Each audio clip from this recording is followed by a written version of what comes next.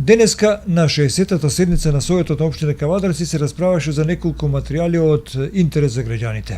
Поради отпочнување на изборни активности, симнати се од дневен ред 3 точки, а беше усвоено да се расправа и дебатира по одлуката за зголемување на бројот на деца по воспитни групи во општинската установа Рада Поцева Кавадарци и неколку други материјали поврзани со одлуки за измени и уредување на градежно земјиште и одлуки поврзани со тоа.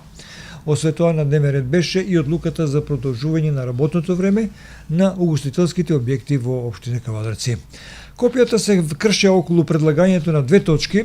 од координаторот на советничката група на ВМРО ДПМН за произнесување на Советот околу стратегијата за населување на мигранти во општината и одлуката за распишување на референдум за изјаснување на граѓанството по оваа проблематика.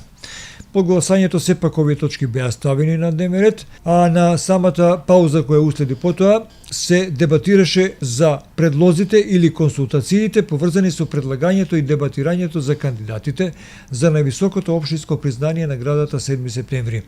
На свечената седница на Советот на општина Кавадарци, која годинава ќе се одржи на самиот ден на ослободувањето на градот 7 септември, на високото општинско признание советниците решија да го добијат Велка Гавровска-Лукич од област на здравството,